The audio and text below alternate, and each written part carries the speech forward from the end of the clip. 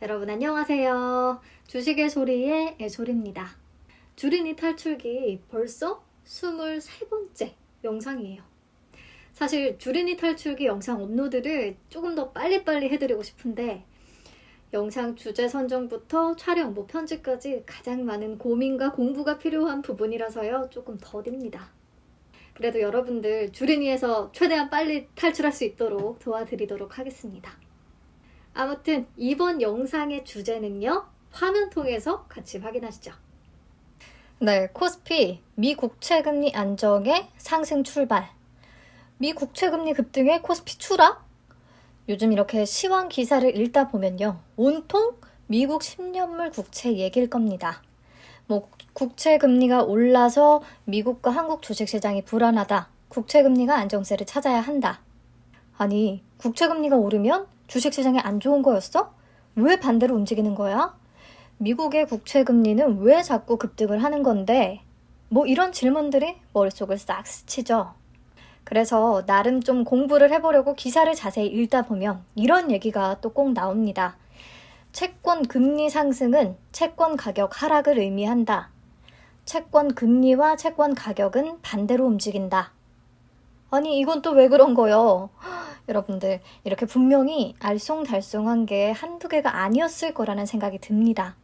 이번 영상을 통해서 궁금했던 부분에 대한 답을 최대한 좀 쉽게 얻어가시고 또 정리할 수 있는 시간이 될 수 있다면 좋겠습니다. 그럼 채권이란 무엇인가? 여기서부터 얘기를 시작해야겠죠. 채권은요, 정부, 공공단체, 주식회사 등이 일반인으로부터 비교적 거액의 자금을 일시에 조달하기 위해서 발행하는 차용 증서입니다. 그러니까 채무 이행을 약속하겠다는 증서라고 볼 수 있죠. 돈을 빌린 주체가 누구냐에 따라서 이름이 달라지는데요. 정부가 발행했다면 국채, 지방자치단체에서 발행하면 지방채, 일반 회사에서 발행하면 회사채가 됩니다. 단순하죠? 그리고 보시는 그림이 실제 채권의 모습인데요. 채권에는 어떤 것들이 꼭 표기가 돼 있냐면 액면가, 발행일, 상환일, 표면 이율 이렇게 4가지 정보가 꼭 쓰여 있어요. 액면가는 채권을 처음에 발행할 때 채권 가격이고요. 만기에 갚아야 할 원금이라고 볼 수 있습니다. 다음으로 발행일은 말 그대로 채권이 처음에 발행된 날짜고요. 상환일은 원금과 이자가 모두 상환되는 날짜를 말합니다. 그러니까 발행일부터 상환일까지의 기간이 이 채권의 만기가 되는 거겠죠. 그리고 표면 이율, 이걸 쿠폰이라고도 하는데 예전에는 채권에 붙어있는 쿠폰을 한 장씩 떼서 갖다 줘야 이자를 줬다고 해요. 그래서 이자율을 쿠폰이라고도 부르는 것 같습니다. 그래서 표면 이율, 이자율, 쿠폰 다 같은 말이에요. 채권 발행 시에 결정된 연단위 이자율을 말하고요. 만기까지 변동이 없습니다. 발행 시에 딱 정해지는 거예요. 그래서 이 채권이 매년 지급해야 하는 이자는요. 액면가 곱하기 표면 이율로 계산이 됩니다. 자, 조금 간단한 숫자들로 쉽게 예를 들어볼게요.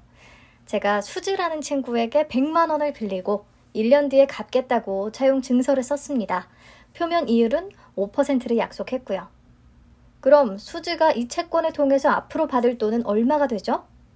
1년 뒤 시점에 원금 100만 원과 이자 5만 원을 받겠죠. 총 105만 원이 수지가 받을 총 수익이 됩니다. 만약에 같은 조건인데 1년 내에는 못 갚을 것 같아서 제가 만기를 3년으로 잡았어요.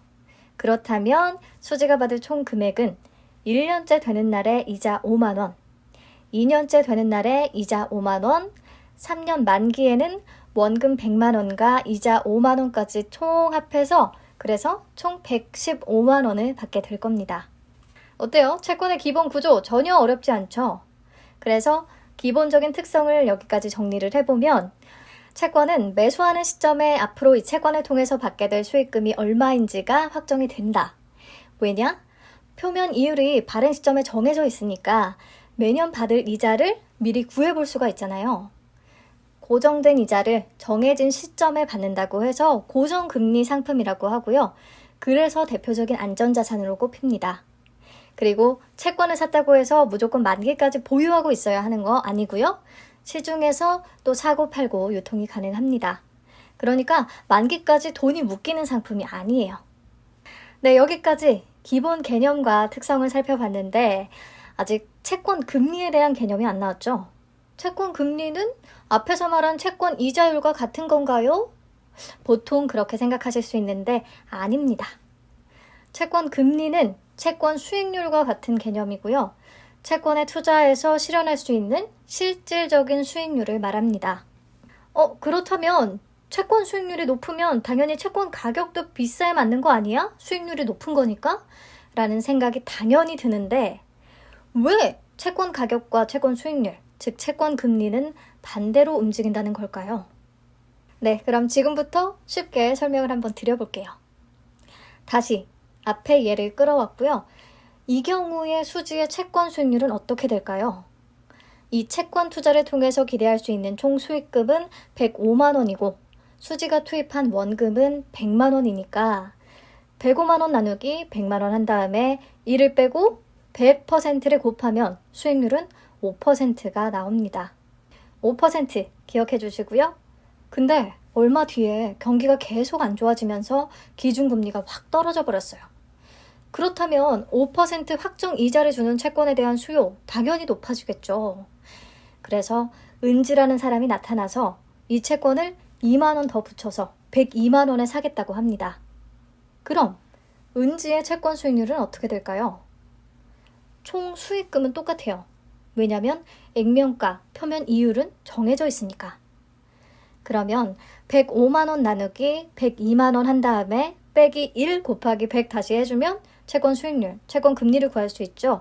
계산하니까 2.9%가 나왔어요. 앞에서 수지의 채권 수익률은 5%였는데 은지는 비싸게 산 만큼 채권 수익률이 2.9%로 떨어졌죠. 이거예요. 채권 가격이 상승하면 채권 수익률은 떨어진다.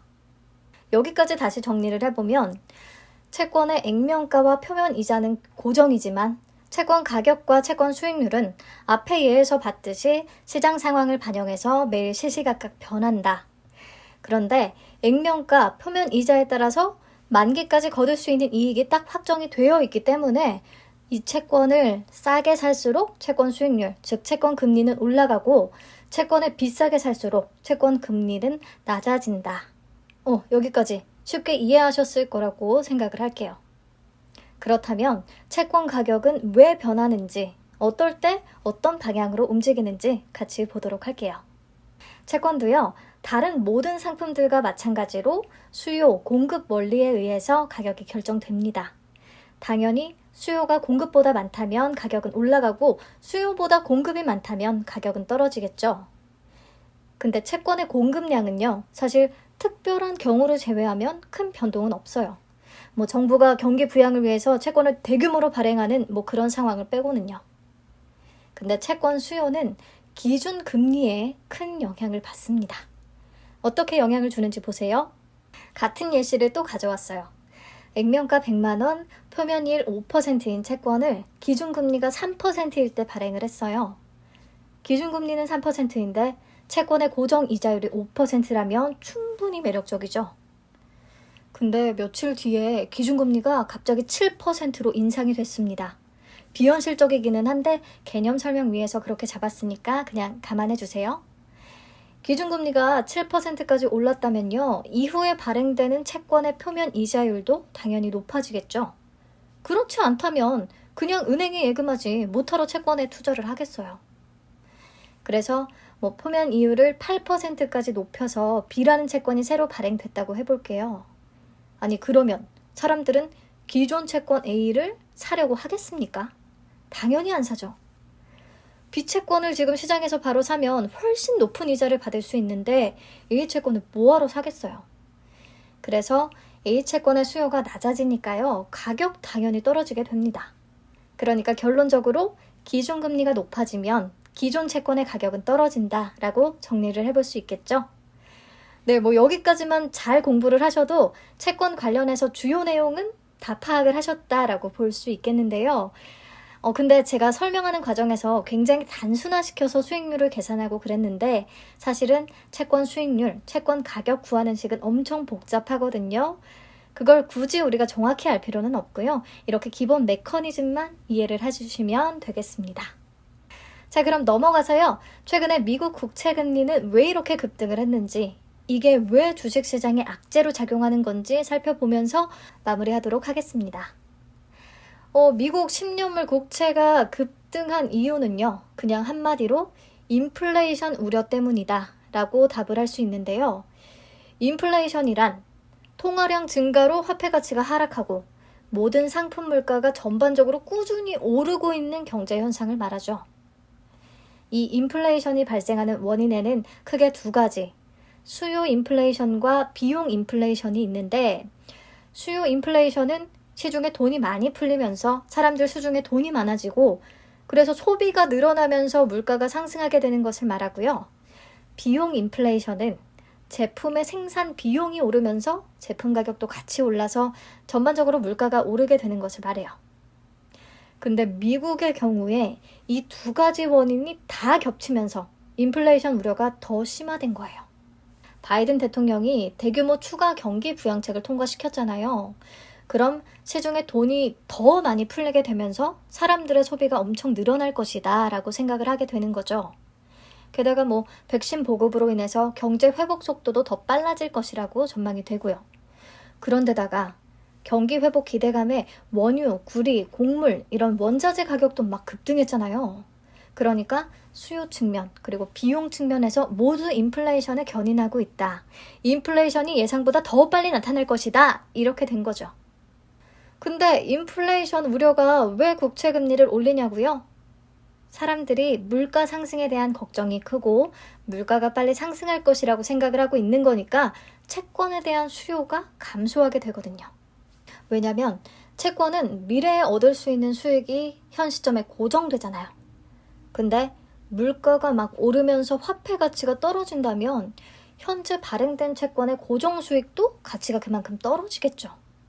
그래서 채권 수요가 줄어들고요. 그럼 채권 가격이 떨어지고 채권 수익률은 상승하게 되는 이런 현상이 나타나게 된 겁니다. 그리고 인플레이션이 발생하면 물가 상승을 억제하기 위해서 기준 금리를 빨리 인상할 것이다 라고 예측을 한 거죠. 앞에서 봤듯이 기준 금리가 인상되면 국채 수익률도 올라갈 수밖에 없으니까 이런 전망들을 반영해서 국채 금리가 급등했던 겁니다. 이해하셨을 거라고 생각하고 넘어갈게요. 이게 왜 주식시장의 악재인지.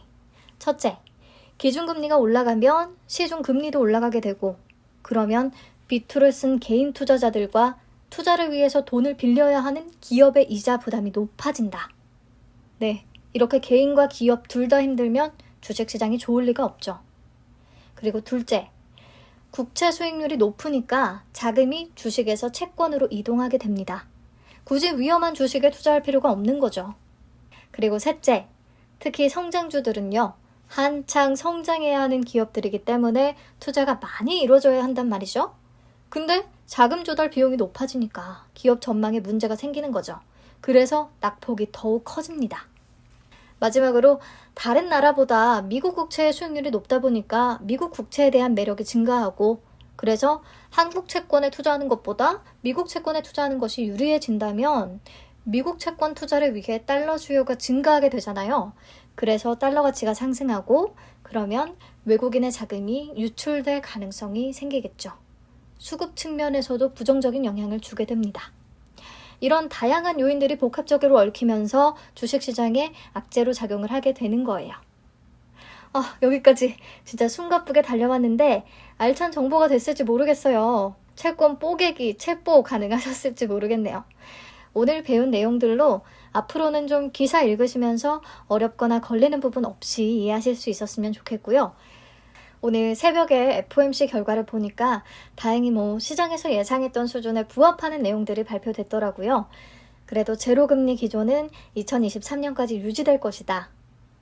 자산 매입을 계속하면서 완화적인 정책 기조를 이어가겠다. 양적 완화 규모를 줄이는 테이퍼링은 아직은 논하기 이르다. 라고 조기 금리 인상에 대한 우려는 어느 정도 일축시킨 것 같아서 다행입니다. 얼른 국채금리 안정과 함께 주식시장 분위기가 살아났으면 좋겠네요. 네, 여러분들 이번 영상도 여러분들 주린이 탈출하는데 조금이나마 도움이 되셨다면 구독과 좋아요 부탁드려요. 감사합니다.